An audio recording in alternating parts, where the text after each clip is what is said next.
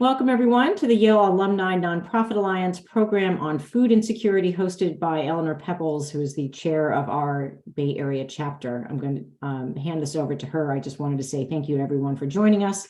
This program is being recorded. We will also have the chat and Q&A functions going on, which I will help monitor. And I understand they'll take formal questions at the end. So listen tight and enjoy. Thank you, Eleanor. Fantastic. We're just delighted to have all of you across the country and internationally take the time to join us today. We're so fortunate to have an incredible panel with us tonight and to share their experiences and expertise in responding to food insecurity, not only here in Northern California's Bay Area, but also internationally. And perhaps to touch on their path to this sector and what they find most meaningful and rewarding for those of you who might be considering getting into nonprofits. And we hope those of you who are already in the space will find just the tremendous value these individuals are bringing to the really challenging topics in this arena. So we have with us, and I'm just sort of going to sketch our layout for this very broad program. I think that's wonderful. One of the wonderful components of YANA is our ability to bring together remarkable individuals. So we have with us, yes, a Yale student, Nafisa Kabir, who's offered to provide a quick global context for us, and then we'll do a deep dive into what's happening in our region here in Northern California, where 1 in 4 households are food insecure. We have the executive directors of 2 of the largest of the 5 food banks in the Bay Area, Regi Young of the Alameda County Food Bank and Tanis Crosby of the SF-Marin Community Food Bank. And they've offered, we've sought them out to illuminate how food banks respond, to share with us what is a food bank, how does it serve the community need, to address the intersection of supply and warehousing and the efficiencies and challenges of the supply chain, where things stand post-pandemic, how they're responding to a new law here in California, also some of the latest thinking on how to try to solve, not just to respond to challenges, their level of advocacy and commitment in this area is honestly inspiring. And we also have someone very well versed. Gabrielle, you're a Yale, am I right? Yes. 2004, Saybrook. Yes. So so that's 2 of our Yaleys, and she's doing some very innovative and interesting things in terms of supply chain, warehouse design to support particularly need for upscaling for capacity, just really knowledgeable in the engineering field as well, and works with LID, L-I-D-D, out of Canada, but serves clients internationally.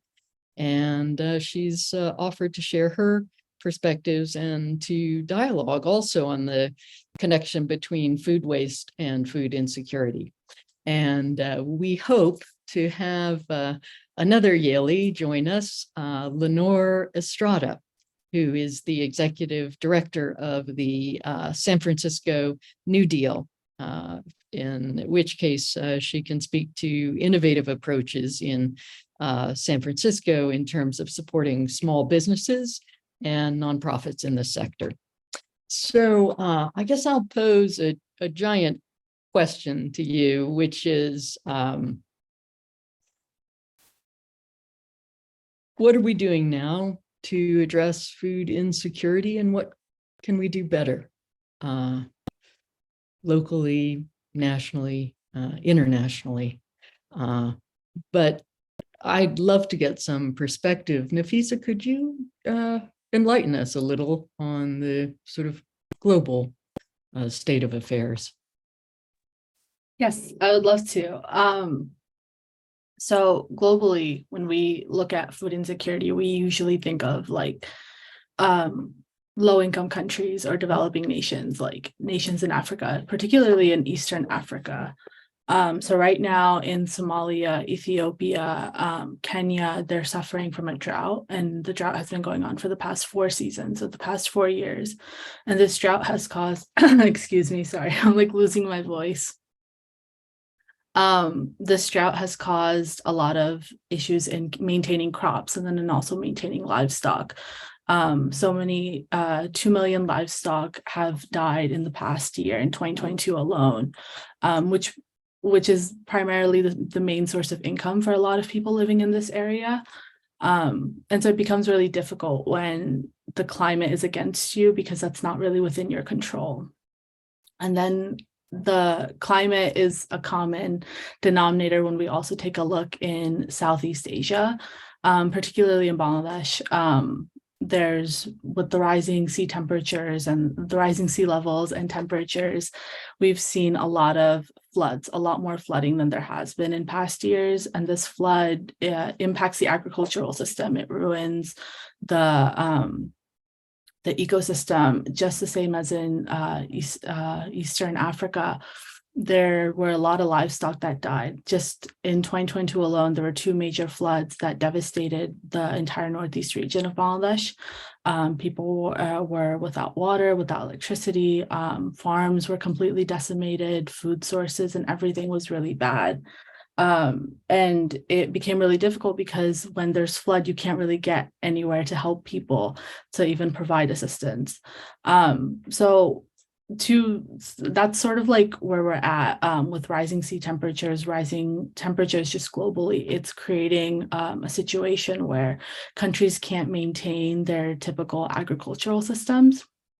They can't maintain their food sources the way they typically would. So it's resulted in nations having to become more creative. And in Africa, Alliance for a Green Revolution, acronym AGRA, they are working with nations, all African nations individually to come up with systems, infrastructure systems that would better support each nation individually to prepare for rising temperatures and prepare for these situations that are going to become more common as the years go on. In Bangladesh, it's been more of a grassroots operation. I know when doing my research, I found various different nonprofits and groups that are just providing aid monthly, or just taking donations from people to provide food baskets and stuff like that. The people there, they're very poor, and then so a lot of their food and assistance comes from donations globally. But yeah, that's sort of like where we are right now looking at it.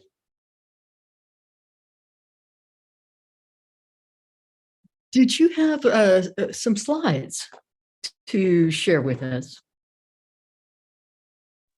Yes, I did. I can pull them up right now. Fantastic. I was very impressed by them.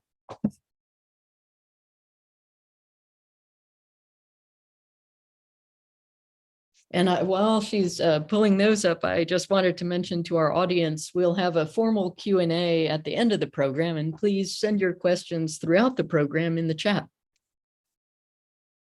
Yeah. So on the screen in this one, you can see that you can see how the flood has decimated Bangladesh. People were struggling to leave their homes. The water was above their heads. A lot of people there are mainly just farmers, agriculturalists. And so with the flooding, it ruined a lot of their livelihood. It took away a lot. I was actually there when the flood was happening. I was actually visiting family. And so being there, I got to see a lot of it firsthand. And it was really hard to see some people lose their entire, what they've been working for. like the last 5 years, raising animals, it takes a really long time. Same as in Africa, you can see how thin the cows are here. It's a lot to lose something that you've invested a lot of time and effort into. And if we want to take a look, I know we're going to focus on San Francisco through this talk, but I also want to talk a little bit just about the United States in general and food insecurity throughout the US. In many major cities across the US, there's been a rising concern with food security, not only with inflation and rising price of food, but also with supply chain issues, such that more and more people are living in a condition where food isn't as accessible to them. And not only is food not being accessible, healthy food options aren't readily available. In places like Detroit, grocery stores are closing because there's a smaller profit margin. And then with supply chain issues, the stores can't sustain themselves. And so a trend that I noticed in doing my research, and what a lot of cities are doing, is there are a lot of grassroots operations which are really helping out. Like in Detroit, Sanctuary Farms, they're building smaller gardens in neighborhoods and empty lots, which help provide fresh food sources for people living in impoverished neighborhoods. In New York State, there's a lot of food banks, of course, and then also there's the African Heritage Food Co-op in Niagara Falls that does food pickup and delivery to families. And they bring them to certain neighborhoods where people can buy for a price of like $30 a month. And also in major cities, there's this app. I don't know if anyone's heard of it. It's called Too Good To Go. And so basically what it does is that they reuse, restaurants sell the food that would go to waste at a much cheaper price. And so at the end of the day, when the restaurants are about to close, they put them on discount and people can come and pick them up at a much cheaper price. And so little things like this is sort of helping to combat food insecurity across the US. And so in New York, I know in New York State, they've seen a reduction. Their rates, their food insecurity rates went down from they're actually below the national average right now. The national average is, I think, 10.5% of residents are food insecure, where in New York State, I think it's about 10%.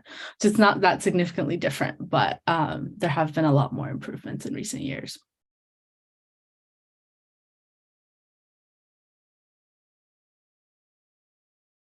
Fantastic. It's so helpful to have that context, and it is stunning. And I think some of these statistics and the reality of the lives of individuals affected by food insecurity and all of the different forces that create it and sustain it are invisible.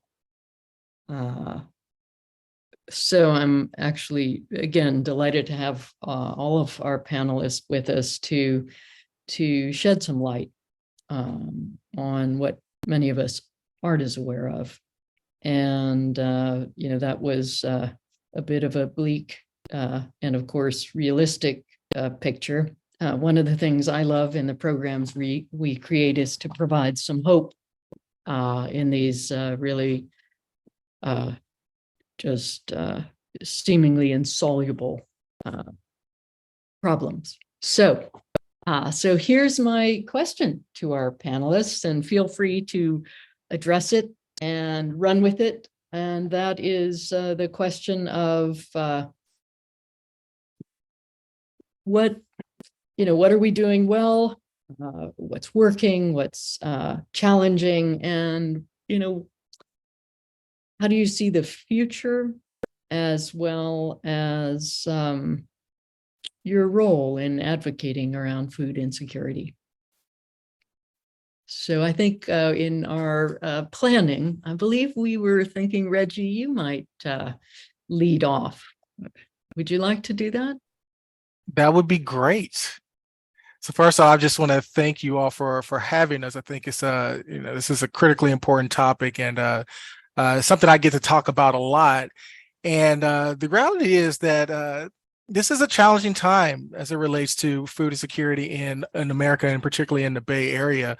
And I will say that even prior to the pandemic, the issue of food insecurity in the Bay Area did not look good. There was about 1 in 5 people who were struggling with some form of food insecurity prior to the pandemic, and the pandemic just typically enhanced that issue within the Bay. And so right now we're experiencing about 1 in 4 people struggling with some form of food insecurity.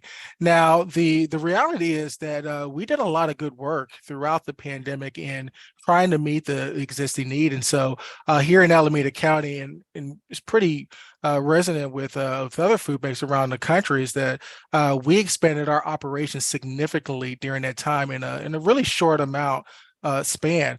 And so what we were seeing in Alameda County was a lot of things, right? One, we were seeing a ton of new people coming to pantries within our community. We were seeing that a lot of our pantries were struggling to stay open because they were ran by seniors who were at risk of catching COVID. And we had to respond to that quickly. And so as a network, we expanded from doing about 30 million pounds per year to, at the height of the pandemic, doing about 54 million pounds per year during that time frame. And the way that we did that was expand our network of partners. Just to step back a little bit, one of the common questions that I get is, are people coming directly to the food bank? And so I think a lot of people have the perspective that food bank is what we would consider a large pantry. But the reality is that most food banks is what you would typically consider a logistics company. And so we have a large warehouse, we have a fleet of trucks that go out into the community. And the way that we get a lot of our product out is working through a network of pantries throughout our service area. And so we work with a network of over 400 community partners throughout Alameda County to get the food out on the different areas. And we had to expand that network from about 300 partners to the 400 during the pandemic. Which was a success in that regards. Now, the other thing that I would say was really impactful during that time period were the things that the government was doing as well. And so if you think about things like the child tax credit, if you think about the emergency SNAP benefits that were being provided during that time frame, those are the reasons, along with the efforts of food banks and other hunger relief organizations around the country, that food insecurity didn't rise even further. In fact, it actually stabilized during that time frame. And so when I think about what really worked, those types of initiatives are the things that we know do a large part in addressing the issue of food insecurity. Now, one of the things that we believe here in Alameda County Community Food Bank is that hunger, particularly in the United States, is a solvable issue, and it does take policy changes to address the systemic issues that have led to food insecurity. Now, in our community, we recognize that for our efforts to be successful, it has to be done in a way that resonates with the communities that we serve. And one of the things that is a challenge for food banks now, and then also it was during the pandemic, was ensuring that the product that we were able to get was viable for the communities that we were serving. We were seeing a lot of people transitioning into the Bay Area and moving out of the Bay Area. People who had never accessed food services come into pantries, and there's an aspect of the food distribution model that limits our ability to be able to provide culturally relevant foods to communities in need. And so when we think about us being a logistics company, we work a lot in bulk. So we get tons of different types of product throughout the country, particularly within the state of California. But sometimes that product is not as diverse as we would like it to be. And so one of the things that we were working on is really trying to ensure that the items that we're getting are valuable to the consumers that are receiving them, because ultimately what we're trying to do is ensure that people use them, right? You don't want those items to go to waste, and the closer the item is to something that people want and will be able to utilize for their family, the more likely it's not going to go to waste in that regards. And so I would say there's a lot of different challenges beyond that we're experiencing as food banks. I know we're going to talk about a lot of those things during this time frame, but the thing that I want to end off in is that right now, we are seeing levels of need within our community equivalent to the height of the pandemic itself. And the reality is that a lot of folk think that we're beyond the impacts of the pandemic. So funding levels are down for nonprofit organizations and hunger relief organizations specifically, at a time in which the need is still extremely high. And emergency benefits that were occurring during the pandemic are either going away or have gone away. And so right now, the most impactful challenge that we have is trying to make up for missing meals based upon the loss of the emergency SNAP benefits. And in Alameda County right now, that is the equivalent of 3 million meals lost per month. Goodness. And you mentioned tons. Can you give us, it's literally true, can you give us a sense of how many? How many, what specifically? Tons of food that come in and that you distribute. Yeah, so we distribute, right now we're distributing 52 million pounds each year. And the reality is that, you know, food banks do not want to be in this business, right? And so when sometimes when volunteers or guests come into our warehouse, they're really amazed by how big our operation is. And for me, it's kind of an opposite feeling. It's the feeling that this is a reflection of how big of a need that we have within our communities. And it shouldn't be that way. And so the challenge is really huge. And the reality is that food banks play a significant role in it, but it's only a role in it. And that in order to address this issue, there's a lot of players that need to be at the table and really being strategic about the way that we think about not only addressing the need through food distribution, but eliminating the need so that tomorrow people do not need the resources that food banks and food pantries have. And Tanis, since you and Regi really work hand in glove in terms of responding here in the Bay Area, and also I understand with all of the region's food banks, as well as your role in terms of advocacy, are you seeing a sort of a similar picture across the Bay? Absolutely. We sure are. And thanks again to all of you for caring about this really important issue. And thank you, Regi, for your partnership on a daily and weekly basis as we move this forward. So yes, the short answer is yes. We're seeing historic demand persist. We're seeing inflation really hit us on all sides. It's impacting our participants as well as food banks. So here's some numbers. Before the pandemic, we served about 32,000 households a week. That's households, not participants. Last week, it was over 55,000. So for all of you Warriors fans, think of the people at the Chase Center on a Warriors game and multiply that by 3. And that's how many households we serve on a weekly basis. And to Regi's point, this is not acceptable. This is not okay.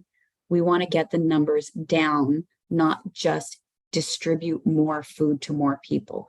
Our imperative is not to distribute more food. Our imperative is to end hunger. And to be sure, what we do is important. It provides an immediate, impactful, and clear result. We know that 95% of the people who we help tell us that they don't worry about food because of the food bank services. That can't be, underscored enough. What we do is important. It is profound, And food is just the beginning. We know that people are not having to choose between medicine or food, or housing and food. I see the food safety net as a homelessness prevention program, in addition to offsetting what we need in terms of basic income security, which we don't have. Speaking of income security and basic income, SNAP benefits are a key source in our fight against poverty and hunger. And many of you know that CalFresh emergency allotments ended, and in California, they ended in February, which meant that people received their last augmentation at the end of March. In states where the emergency allotments have ended prior to this spring, food banks saw an increase in demand anywhere between 15 and 30%. We are only now seeing some of those ripple effects through our community. Our wait lists are growing. This is not acceptable.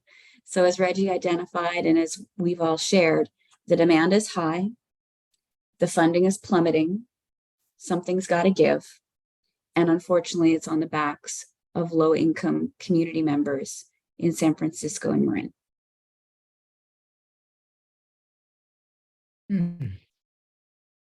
In terms of, Regi was mentioning, is over 50 tons that of food that his food bank is managing. Can you give us a sense? You're representing both San Francisco and the other side of the Bay in Marin. Can you tell us a little bit about, how you're, how you're responding to the needs in your counties? And maybe, we can start to touch on some, well, actually, I'll open the floor to you. As Regi talked about, whatever, aspects you want to address, I'm giving you the floor. It's wide open. Sure. So in terms of millions of pounds, we also have a large operation. And again, it's not the goal to distribute more food. The goal is to end hunger. This past year, we shared about 68 million pounds of food with our community. We engaged 60,000 volunteers. We have about 2,100 volunteer shifts each and every week. So this really takes a whole community to deliver this level of service. And we secure about $96 million worth of donated food product, most of which is in-season produce sourced here in California. So this is a tremendous and significant operation. We just completed a $48 million expansion. We've increased our cooler by 400%, provided, we have some incredible technology that we use to power our cooler. It's a radio trolley system, so that really increases our efficiency. We've moved to routing software, things that really help us deliver more with less to be able to meet this need in new ways. We are incredibly efficient. We are incredibly lean, and it's insufficient. So my message to the folks in the room who care about food insecurity is that it takes policy solutions and it takes robust measures that are focused on ending racism and poverty. In addition, we cannot underscore how much it means to address the immediate consequences of hunger in partnership with addressing the causes. So 3 call to action. Number 1, the Farm Bill is coming up next year that will set important things like TFAP, which is the Emergency Food Assistance Program. We've seen support from the USDA plummet from about 30 million pounds of food at the height of pandemic. This year, it'll be about 7.5 million pounds of food. That means food banks across America are going to have a whole lot less food if this trend continues. On average, across America, it's been reduced by 200% decrease. So need is up, inflation is up, but funding is down and food is down. This is not the direction we want to head in as a country, right? Food should be a basic human right. That should be a declarative policy statement, and we should be aligning our policy measures to address that. So number 1, Farm Bill advocacy. Number 2, SNAP benefits. This is an effective anti-poverty program, and in California, on average, benefits have been slashed $160. That's the amount on average each month people are no longer receiving because the emergency allotments went away. the legislature, they will be considering an action that will increase the minimum amount from just $23 a month, $23 to $50. We need to make sure that that passes. So those are two big things that are underway and in play. And then lastly, food banks matter. We're going to work on these causes, and also we're going to address the immediate consequences to hunger. But lastly, on SNAP and CalFresh, for every meal that a food bank provides, CalFresh provides 9. Okay, so we've got to shore up these two important tools in the fight against hunger. Support CalFresh, support more food with the Farm Bill, which also supports farmers, and support food banks. Every dollar matters. Every hour counts.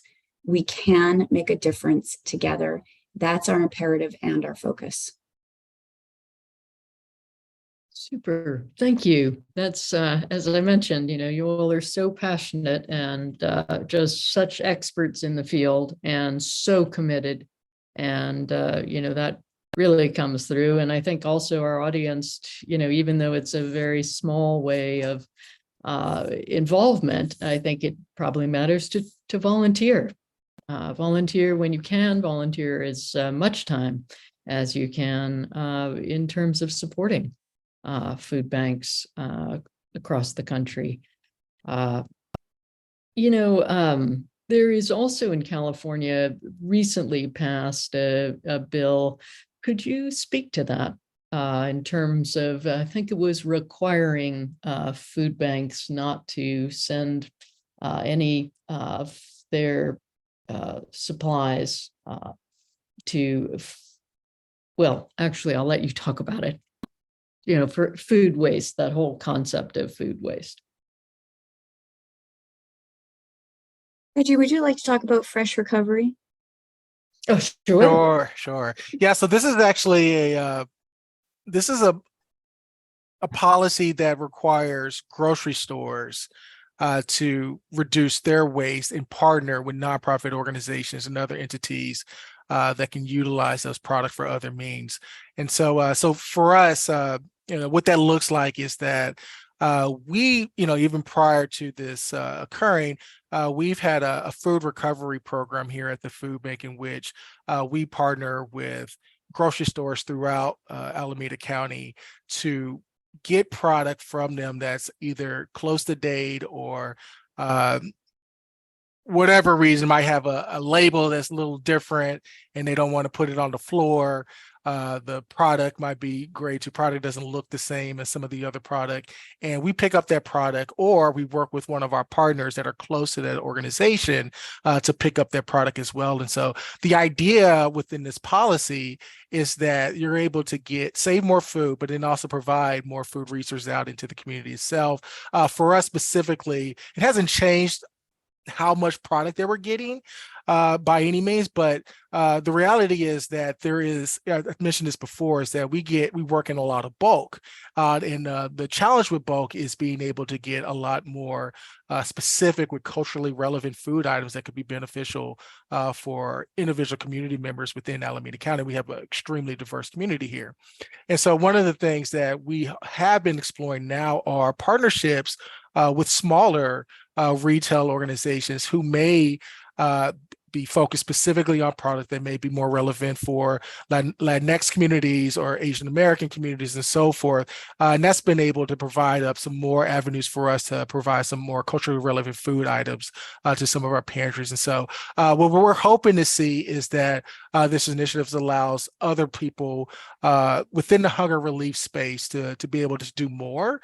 In Alameda County, what it's given us is just more contracts to sign with supermarkets as opposed to more food at this point. And I wanted to, go ahead. So I would love to pick up on what Nafisa said earlier and bring it in with Regi, that so this new legislation in California, as Regi mentioned, requires that supermarkets prevent food waste. And that is an opportunity for food banks. Just want to caution that it will be a bit of a drop in the bucket to the millions of pounds of food, and important, but I'm curious about opportunities for direct-to-consumer opportunities. And Nafisa mentioned Too Good To Go, which is quite prevalent in Eastern America. There's also additional fresh rescue apps in Canada that connect product to people and does not then require the logistics for food banks to pick up and redistribute, which of course, if it's close to expiry date, doesn't provide a lot of turnover time. So I'm really curious about technological solutions that accelerate product to people directly, take out a middle means of logistics, which also requires transportation, fuel, people, and warehouse, and creates more accelerated inventory distribution to people who need it at affordable prices. Yes, I'd love to jump in. I have to say that I'm not from the Bay Area. I'm here in Montreal, and my knowledge is more East Coast of the United States as well as Canada. But I would say that about the laws, SB 1383 that Regi and Tanis were talking about, California is definitely a laboratory. I feel like everyone else in the country is kind of watching California. This is one of the first jurisdictions to put in this kind of a law and to include penalties, though it's not entirely clear how the penalties are going to really be enacted. But I feel like it's sort of the talk in the community, and other jurisdictions are definitely watching to see what happens with California. I was just last week at a conference on food waste run by ReFed, which is one of the big single issue nonprofits interested in food waste. And there were a lot of different people there talking about different kinds of apps and connectors and things, platforms. So to Tanis's question, Too Good To Go, they were there and they talked, and that's very interesting. And they have a food service component that Nafisa mentioned, and there's also a grocery component. You can get like a surprise bag in a grocery store. And, you know, I was talking like there's a guy from Albertsons, and he was talking about how they put these bags together, and then you can go and get a bag of food for say $5, but it would have a retail value of $30, but it's near its expiration date.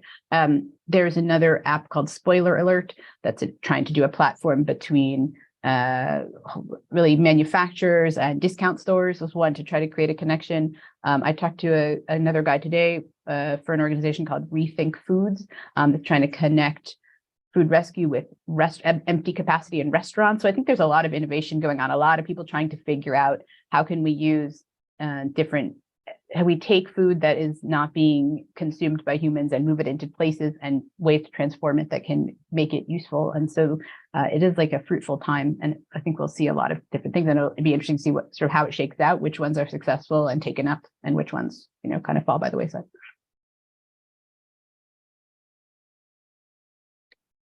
Can you speak a little bit, Gabrielle, to some of the work that you all have been doing in terms of helping food banks expand capacity? You had mentioned some of the work you were doing with a small New York food bank and scaling up.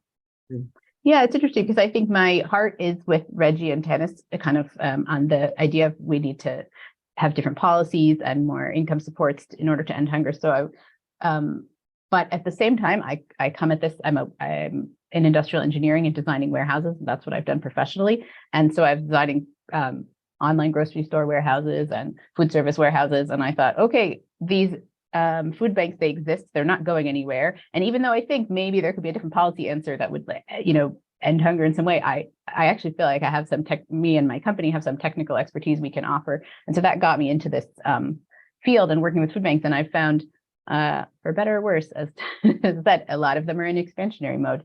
And there's actually quite a lot that are wanting to grow into bigger spaces.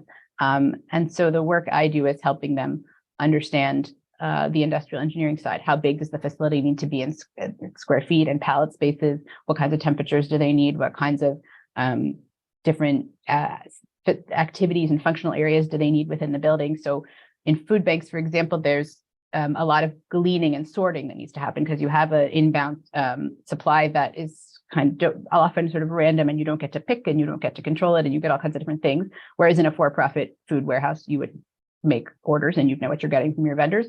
And so you have to account for that in the design. You have to think, okay, maybe we need a bigger dock. Maybe we need more space for gleaning and sorting. So I work with organizations to understand their processes, understand what kinds of different activities they're doing.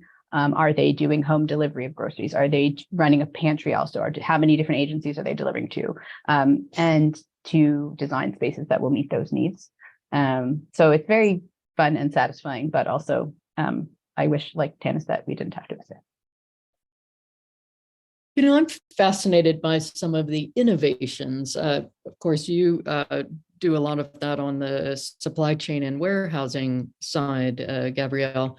Tanis, I had a question for you in terms of, I imagine food banks are seeking out partnerships and new approaches to getting food to those in need. And, you know, certainly in the pandemic, we saw that, you know, for the other side, you know, with DoorDash and Grubhub and I think other companies that even Uber Eats, I believe, who were in the delivering. What happens for those who are food insecure, who can't get to the pantries? How do you all think about that? Well, Eleanor, that was a moment that really accelerated some innovation in this space. In the pandemic, as Regi mentioned, our primary distribution channel, which is with and through community partners, and just like Regi, we have about 450 community partners that we work in very close partnership with, and a third of them closed. So we accelerated home delivery for groceries. Prior to the pandemic, we were directly delivering to about 1,100 households each and every week. In the pandemic, we scaled it up very, very quickly, and it's now over 12,000 households each and every week. It's, we believe, the largest program of its kind in America.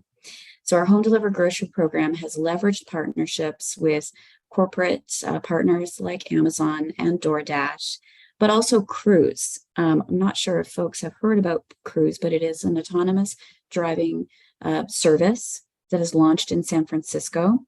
It is currently on a limited basis, but yes, you can call up a driverless car in the Richmond district in San Francisco from, I believe, 10 p.m. onward.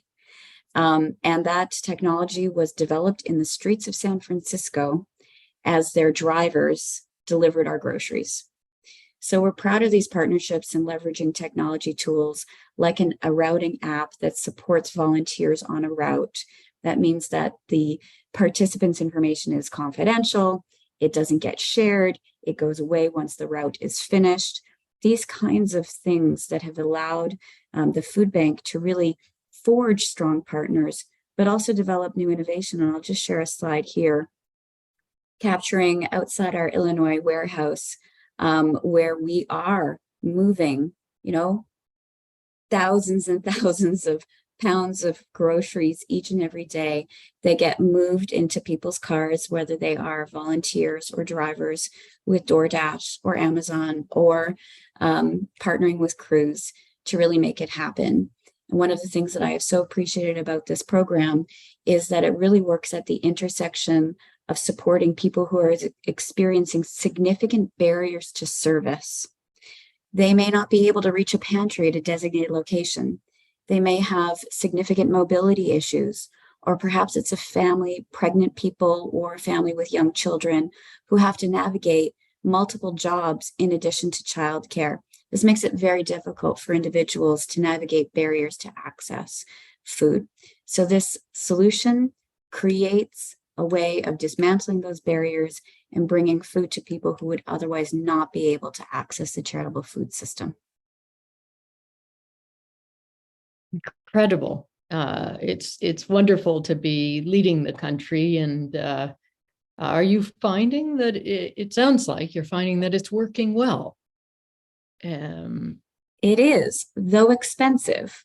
The corporate partners, just like USDA food is plummeting, partners are right sizing. Partners that might have accelerated expansion in the pandemic are now scaling back. And we are part of those impacts. So donations where we might have existed, 2 years ago with corporate partners, they are also scaling back. So how we fund and support innovation, it's hard without the funding and it's hard without the policy conditions. So you have been piloting this is that happening across the 5 food banks? Are you the test pilot? How is that rollout plan? I could talk for us, and so I would say that San Francisco-Marin was actually one of the first food banks to do, like Tanis mentioned, they were doing home deliveries prior to the pandemic, and for food banks just in general, who's worked in bulk since they begun, started in the 70s, home delivery was something that we thought was kind of inefficient, not really possible because we work in so much bulk. And what we found during the pandemic, that most of us were able to establish a home delivery program within weeks of when we needed to, right? And so prior to being here, I was in Houston. We established a home delivery program within 3 weeks. Alameda County Community Food Bank, we established a home delivery program as well, probably within a month as well. And so these are programs that are going to be sustained because of the impacts that they have for people like Tanis mentioned, who may have mobility issues, they may not have the ability to be transported to a pantry.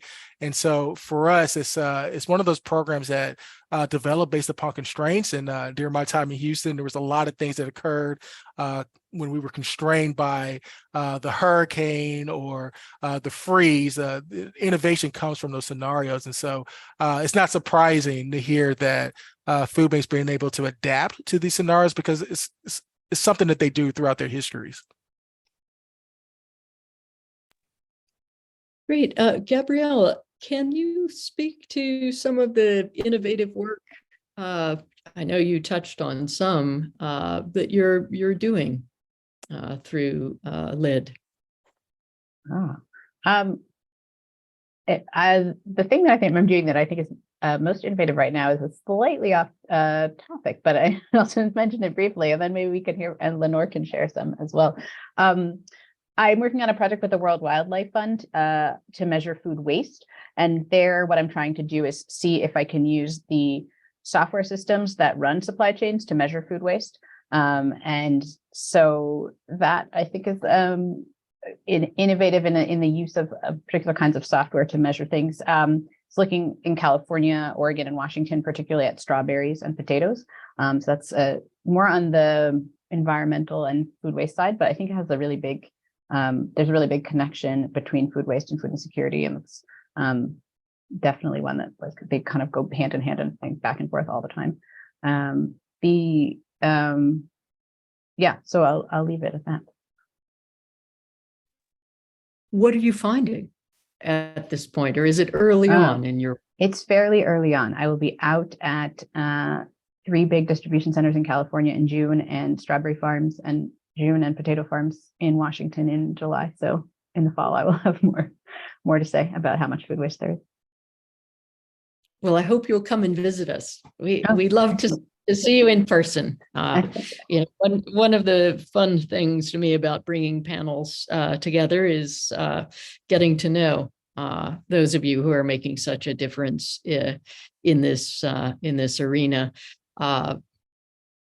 I'm really thrilled that we also have Lenore Estrada, who has just joined us. And Lenore, I'd love to hear about the innovative work you're doing with the San Francisco New Deal in terms of supporting small businesses and just making such a difference in this arena of food insecurity.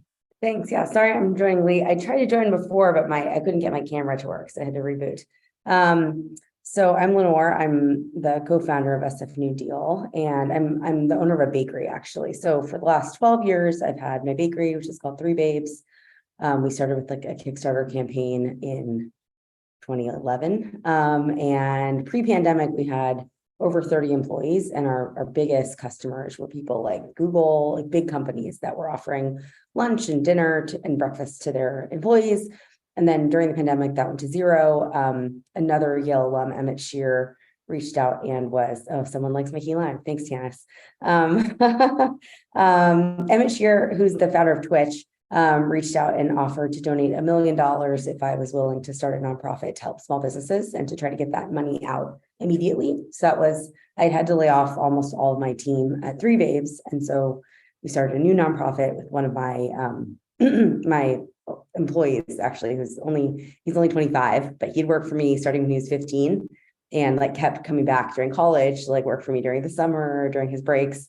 And so we started this nonprofit. And so basically, we were just trying to keep small businesses from laying people off. And so we initially were buying meals for $10 from small businesses and then delivering them to food insecure people. Because as many people here have mentioned, during COVID, there were just thousands of people whose food supply was suddenly disrupted because the existing resources were so overwhelmed.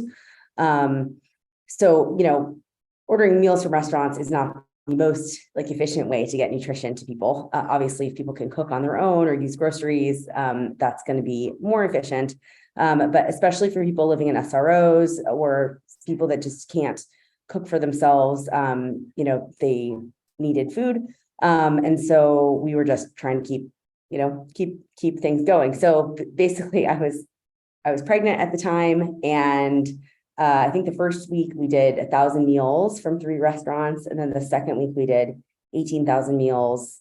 So this is like March of 2020. And then basically every week after that, we did between 30 and 60,000 meals. So at the time we were the largest food provider in San Francisco, bigger than Glide and St. Anthony's combined. And I was like making the spreadsheets for my house and then like I would like throw up because I had morning sickness and then come back and work some more. And then I want to say in April of 2020, we started getting like contracts through FEMA. And when we're doing that, we were basically competing with like the Aramarks of the world. So like the people that do dining hall food or prison food. And the benefit of that is like we were giving the money directly to small businesses. We would hold the risk. So even though we might not get paid for 90 days by the government, we would pay the small businesses immediately. And in a small business, you know, the difference between what like the owner gets paid and the janitor gets paid is most often not very large. And we didn't have any like shareholders or kind of executives or investors to pay back. And so we ended up being able to like very efficiently deliver these meals. Crews, we also partnered with. The founders of Cruise are like friends of mine, actually. And so initially they reached out because they couldn't continue driving their like practicing with their driverless vehicles unless they had a food service, like some kind of emergency purpose. And so it actually worked out really well because they got to continue doing the stuff they needed to do. And then we got the hardest part of what we were doing, which was the delivery taken care of. And then from that, we started doing kind of different models to get people food. So for example, we have a program where if you are sometimes food insecure, so let's say you're going to church to get your food like twice a week, or you have someone whose house you can go to, but like some of the days during the week, you don't have access to a meal, you can send a text message and receive a voucher based on where you live to go to a local restaurant to use. We have another program now where people can pick up food for the whole family at school. When they're picking up their child from school, they can get a box of food. So yeah, I mean, I think for me, one of the more disturbing things was like, I started doing this like all of a sudden. And then 3 weeks in, I kind of realized like, oh, like I'm going to stay up all night tonight making this spreadsheet. And if I don't do it, these people are actually not going to get a meal tomorrow.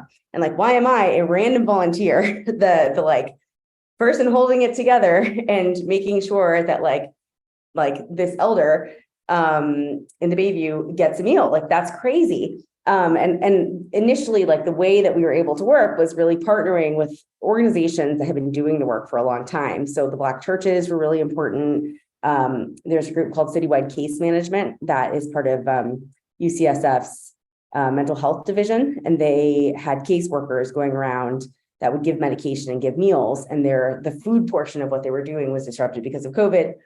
So we gave them food so they could do their work. But these groups like already have been doing the work for decades and decades, and it is exhausting to just have this kind of revolving like cycle of having to do means testing and continue to prove that like the same people need food and need resources.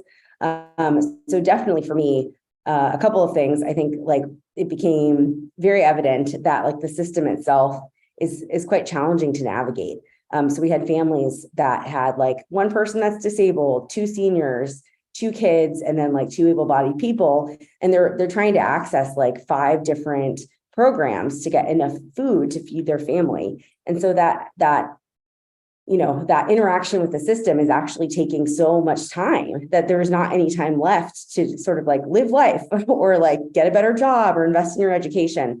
So finding ways to really streamline things so that people have a chance to actually help themselves, like we're not taking from them by offering these resources, was really important. And I think also the more I'm doing this work, the more I think like universal basic income is important, because like the root of, at some point, it's like we can give people free food, but what they should be able to do is like use dollars in their own neighborhood to go and support the kinds of businesses that they want to see that, are run by people who live in their neighborhood and, build wealth and equity in that way. And so in some ways, like the way that the programs are designed are actually just like further impoverishing communities. And so I think like there is the immediate need of delivering food and relief to people. And then there's also the need for us as a society to like re-examine how what kind of structural changes need to happen so that people actually can make progress, and so that we're not just entrapping them in this endless cycle. Yeah, up front in our program, and we're sorry. Hopefully, you since you couldn't join with the camera, you were able to hear what our panelists also so passionately said in terms of advocacy and just key issues in terms of meeting needs. And, you mentioned sort of addressing more needs than any other. And I know you were looking in the sort of COVID era. Just can I hear from all of you who are in this field, those of you who have been in it a long time, as well as you, Lenore, in terms of, sort of numbers. What are you seeing? How many are you serving? You're obviously doing it in different ways. Can you give us some context in numbers? I know we talked about tons of food that is coming in and going out. Could you all share some insights on that? We mentioned 1 in 4 households are food insecure, just in the Bay Area. Do you want to take lead with it, Regi or Tanis? I jump in and then invite Regi. And then I just also need everybody to know, I put in the chat directly to Lenore that she really makes the best pies ever in the world. And if you're ever in San Francisco, you must have the key lime pie. I just needed to say that. Okay, so here's the thing. The food safety net is integrated, requires a whole lot of partners, and it's also fragile. And we need to not make it a safety net. It needs to be a safety shield that prevents people from falling into homelessness and poverty. And I want to just, again, emphasize what I said at the top. Hunger is created because of poverty. Poverty exists because of racism. So we have to approach this with the solution lens as well as the problem lens if we're really going to get traction on this. So like the need is enormous. It's 1 in 4. The amount of food that is shared is enormous and wholly insufficient, and we can't distribute our way out of it, and it needs to be connected, supported, uplifted by all levels of government, because there's a whole lot of people working tirelessly to try to feed people, and it's not enough, right? So there's lots of people doing a lot of work, and the efforts are mutually interdependent. It's not one or the other or bigger. It's like we are all in it, and it's not enough, right? So living wage, CalFresh, housing first policies, it's all of the above to move from a safety net to a safety shield. So, I keep going back to how many Uh, in the community do you feel you're serving? I mean, it's a significant number and it's grown. You speak often, both you and Regi, in terms of percentages, which are to me quite staggering. And, in terms of your success as well in reaching out and being sure people are aware that of the resources that you offer. And of course, it's hard to reach all the people. Do you have a sense for that? I imagine it fluctuates, of course, in terms of who comes to you. Yeah, I'll say just for us, it's we're estimating that it's over 60,000 plus people being served a day. And it's probably significantly higher than that. One of the things that we stopped doing during the pandemic for ease of service delivery was requiring our network to take the counts, because they were just trying to get people service them at that point. And so right now we're at this point in which we're building back our knowledge about the actual data on the number of people that are coming into our lines. But I kind of building off of what Tanis said, the reality is that a person that comes to a pantry, when you ask them what brought them there, they're not talking about food. They're talking about healthcare. They're talking about housing. They're talking about employment. And so when you think about what's going to address the issue that is food insecurity, it's not food itself. And Tanis mentioned this, and when she was talking, it's like, we're not going to food bank our way out of the issue of hunger and food insecurity, because our work, it lives in the intersection of food, poverty, and all these other reflections of it. And so, one of the things that I talk about a lot, and this comes from the Groundwater Institute, is that the way that food insecurity shows up and who's impacting the most is the same with other systems, right? And so you think about the education system, you think about the healthcare system, the people who are negatively impacted within those systems are the same folk in these other systems. So it's not about addressing the one system in isolation of these others. You have to address the things that are making these outcomes occur throughout all of these systems. And if those are not addressed, then it doesn't matter how much you focus specifically on food or housing or education, what it's going to look like, because they're all interconnected, it's going to be the same results. And so when I think about the systems changes that need to occur, I think about it from the standpoint of, like, what are all the things that have led to a person needing our resources? And if those are not addressed, it's highly unlikely that people are not going to need us in the future. Tanis, I saw you mentioned in the chat. Could you share what you wrote there? When we record these programs, people don't necessarily see the chat. Sure. I got excited about the policy imperative and didn't provide the numbers. So this week we'll serve about 55,000 households. We serve a significant amount of those households in partnership with community organizations. So food programs from organizations like Glide and St. Anthony's were some of the organizations mentioned previously. Great organizations. Like, it takes all of the partners working together. And the food bank our food bank provides direct service programs as well. About 18,500 households are directly served by our pop-up pantry programs, and about 11,500 households will receive home delivered groceries this week. We estimated it's about 200,000 participants. Goodness. And in terms of the pantries, I wonder, does everyone in the audience know what a pantry is? And also, you have the farmers market model as well. Yeah, I was just say pantries are any organization who receives food from a food bank and sub-allocates that out to people within their community. And that can look like a number of different places. That can look like a faith-based organization. It can look like a community center. It could be a healthcare institution, a school.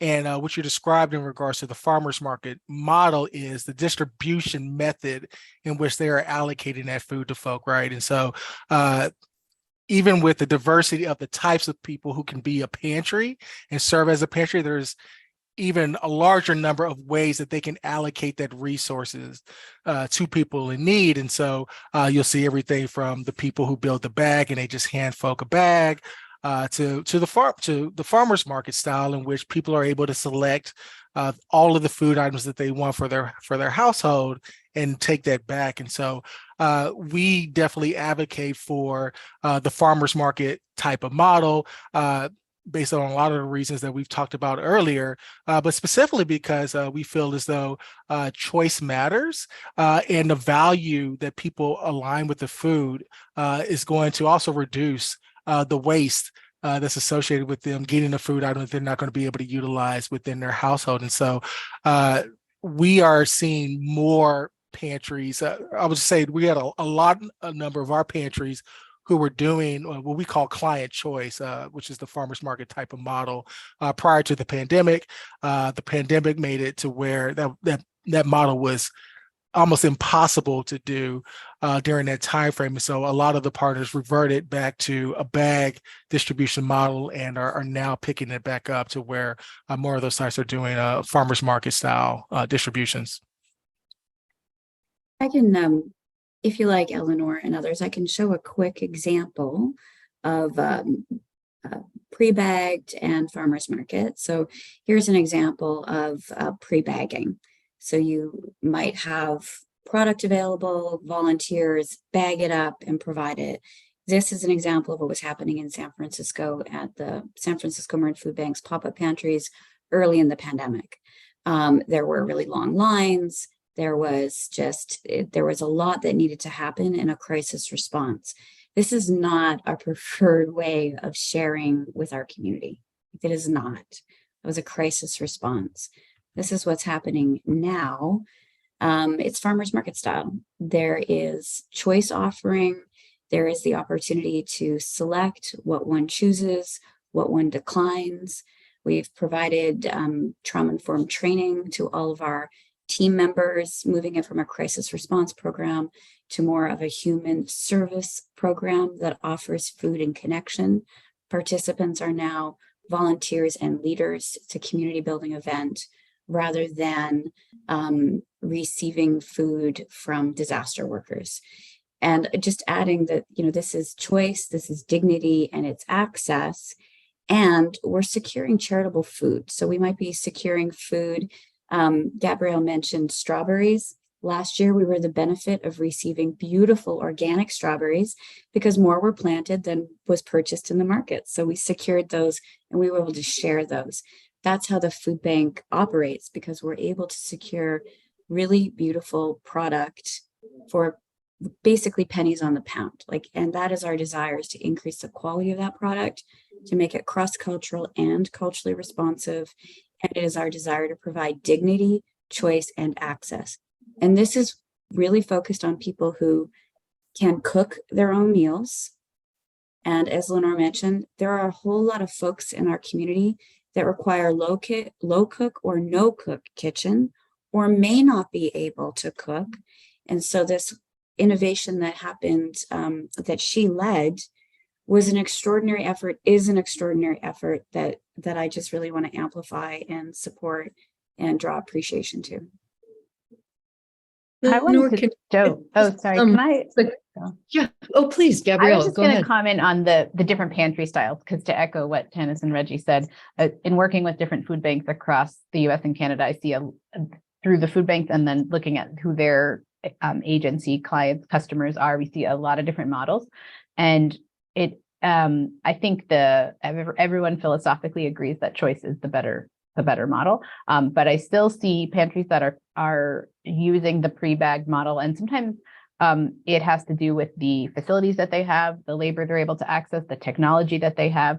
You need different kinds of supply chain infrastructure to be able to deliver either of these different models. And sometimes the organizations are kind of, they're stuck with whatever infrastructure they have, and that kind of points them in one direction or the other. So it's just such a present topic in all of the work that I do with these organizations of what do you do now? What do you want to do? Well, what kind of facility do you need to build or change in order to be able to do that? And yeah, everyone wants to be on choice, but I definitely still see organizations that like cannot administratively, logistically get themselves there. Lenore, I'll give it to you. Sorry, what's the question? Laura, I was gonna quickly pitch the same question I asked of Regi and Tanis in terms of, sort of the number of households each week that you all are reaching. And you mentioned, the pandemic work you were doing. And, it is such what I've learned from, you experts in the field, such a concerted effort, such a coordinated effort. Could you share a little bit about, how many households you feel you're reaching? And that way, sort of, I can collectively get a sense of at least, the three of you. And then I guess my other question is sort of do we have a sense for the 5 food banks in our region, collectively, what you all might be doing? So yeah, Lenore, you're doing very innovative work with the SF New Deal. What do you sense? Yeah, one big caveat for us is we're definitely like actively focusing on not doing feeding anymore. So during the pandemic, we were doing, as I mentioned, between 30 and 60,000 meals for most of the pandemic, and then that kind of tapered. And so we're still providing meals through the Black churches. We're doing the texting program where people can get meals that way, and then the family meals through schools. And here and there, if we sort of find there's a need and we can connect like the various players, like a funder with the people that need the food. A lot of restaurants still want to participate in this kind of program because it's great to, get more people in the door. But coming out of the pandemic, we are like very actively kind of working to focus instead on a number of like quality of life things in San Francisco and really helping small business owners be successful. So we're like not doing as much feeding at all anymore. So maybe like a few thousand meals a month. But I mean, there's so many providers that are there to like do this work, and that were founded for that purpose. And for us, it was initially the vision for the organization was helping small businesses like make it. And so like all of the leadership kind of agreed that it's not the best thing to continue just like providing like meals from people that aren't paying for them as being purchased from small businesses, and then the same thing, like delivering them into the community. There are some people that still need this service, and we're definitely here to sort of like pilot new things.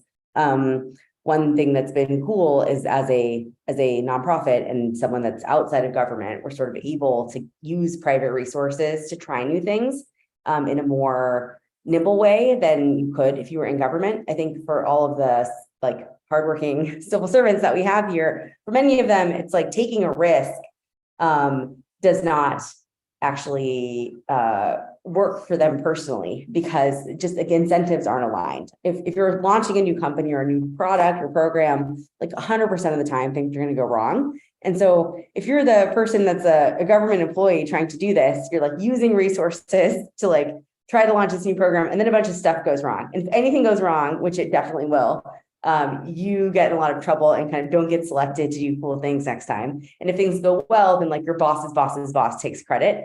And so we found that it's just kind of hard for us to expect the government to be like nimble and willing to try things quickly. And so we've been sort of the texting program, or even the program in schools. The goal is that we're trying something out, showing that it can work with like not that much trouble. And then either we can like get a contract long-term, or can find somebody else who's better suited to like do this work longer term. So there's an organization called Spur here in the Bay Area that like is Bay Area wide and thinks about lots of different like ideas for what could make the Bay Area thrive. from everything from housing and transportation to things like food policy, and they do some pilots. And so we sort of like tried to be like a mini version of that. But yeah, a lot of what we're doing right now is helping small businesses with outdoor dining spaces, parklets, like navigating. We just launched this big program to do pop-ups downtown. So using vacant space and getting small business owners in to engage in the space. So things like that. So I don't know, when I was asked to do the panel, I was kind of like, I don't know that I'm the best person. I do have some experience doing this in like a guerrilla sort of way. And we were effective in delivering a lot of food in a short period of time. But longer term, I think like the other members of the call might be more helpful speaking to those things. But can I pick up on what Lenore said, which is so important, that linked to our home delivered grocery program, which is the pandemic created opportunities to test, pilot, scale new things. We were forced to do so. And there's a legacy of risk-taking, doing new things, and being impactful that have driven access and dignity. And my hope is that we do create a funding and a policy environment that will continue to allow those things to thrive. And what I spoke to earlier is that it doesn't. There is not a funding source for home delivered groceries for people who have mobility concerns or for pregnant people and their family members. That doesn't exist, right? It doesn't exist. And so the things that are now at risk of not being able to be sustained. And it's incumbent upon us to press for policy and funding to catch up with the innovation and the community need. Yeah, I've been impressed with the innovations you and Regi have engaged with. I don't know if you feel hampered by connections, with the government and other funding. I imagine that also supports the, incredible work that you're doing that, I don't know if rely on is the right word, could not even subsist without. I really, I am in awe of and admire the work you do day in and day out, and also Lenore, and Nafisa, it's just about commitment and efficacy. And Lenore, I wanted to ask another question, which is, the SF New Deal, and I did look at your website, has impressive in terms of funding new small businesses and small businesses already in this particular area. Would you speak to that? You mentioned some of the different initiatives you all are doing. Would you like to speak to that? I don't want to put you on the spot. Well, the city of San Francisco has a number of programs to support very new businesses. So helping people, there's a program called First Year Free. And there are just like a number of kind of grant programs where if you're a brand new business that's just starting, you can get money. I think it's up to $50K to start, which is very cool. Our main goal was to sort of support bricks and mortar businesses that were already open and had a space and had employees, because the thought was, like in my case, I did hire back like many of my employees that we had to lay off after a year. But when you're laying off a minimum wage worker or someone that's making even like 50% above minimum wage, you're sort of like adding to the ranks of the growing food insecure population. It's so expensive to live here that really is the biggest problem for small business owners, is just like, even if you're starting your dishwasher at $18.50, which is like, or $18, which is the minimum wage here, which is a lot of money. Like, they definitely can't afford to live anywhere okay in San Francisco. Public transit's not that good. And so people have struggles getting to work, especially if you're the type of person that's like a janitor or a dishwasher working in a bar, right? Like, you're working early or late. Crews actually now has a program to help with that too, that we launched. And you can take, restaurant workers can take free, free driverless cars to work early in the morning or late at night to get around some of the problems with transit. So yeah, I mean, I think for us, they're just like a number of, there's so many issues in part because like navigating the bureaucracy here is quite complex. So like even for me, like I have, a Yale degree and I speak English. I've been in business for a long time, for 12 years. It's hard and frustrating. And so a lot of our programs are literally, it's like for this parklet program, there's this outdoor dining program where you have these sheds outside and people can eat in the parklet. And the program existed pre-COVID and then really expanded during COVID. But then as we're ending the pandemic, business owners started receiving multiple conflicting letters, a 60-page booklet that they can download that's only in English about, outlining all the things that need to happen for them to be in compliance or their shed will be torn down. And a lot of times, like making these small changes can cost between $20,000 and $50,000, and people have gone into debt to build them to have a space where they could even operate during the pandemic, and are like facing closing down because they can't service the debt, things like this. And that's just like one of the programs. So yeah, like initially we were offering meals because we're a nonprofit. We didn't have, we were able to generate excess money actually from these Eremark contracts that we had. And so we just used that to like give away grants to small businesses. So we had hundreds of small businesses that weren't just restaurants. They were like a dry cleaner or, like a pet care company, lots of different companies that had a bricks and mortar, childcare businesses. And we sort of paid them to engage in a surveying process with us about what their biggest problems were, and then have used that to sort of decide which programs to move forward with.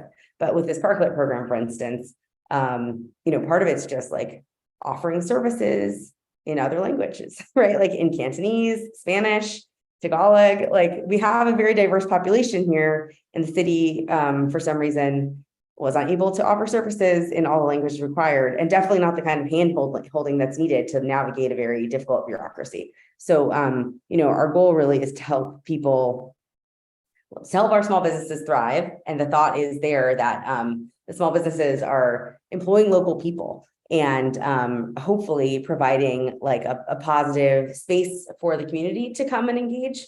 Like everyone likes to have a small business that they can frequent in their own neighborhood. Most people don't want to live in a place where it's all Starbucks and like Kmart. Ideally it's kind of like creating more connections and a sense of community here in San Francisco. I don't know if I answered anyone's question, but that's what we're trying to do. Absolutely. Thank you. Thank you very much.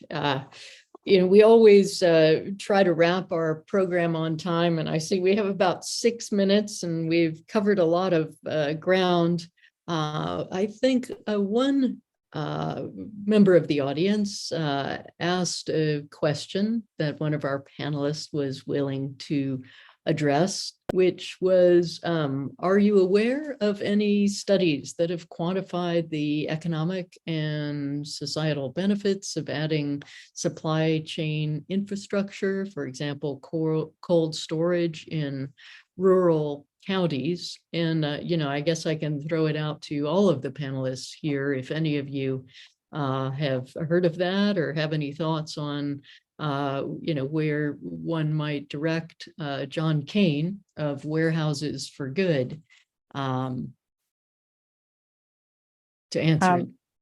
I'll say I haven't seen any research on that directly, though I haven't said that I wasn't not looking specifically for that. But my company right now, we're in the midst of a study for Food Banks Canada, which commissioned a study of the network of all food banks in Canada. And so this is kind of on our radar right now. And we'll be looking at the physical infrastructure and the flows of food in each province. There we will kind of be able to look through that and quantify what it costs to have those resources in communities that are in Canada, so really further north in the rural areas. It'll be inevitably more costly to deliver food there, but then there's benefits to doing that. So it's kind of some research that I'm in the midst of now, but nothing that I know of otherwise. Thank you.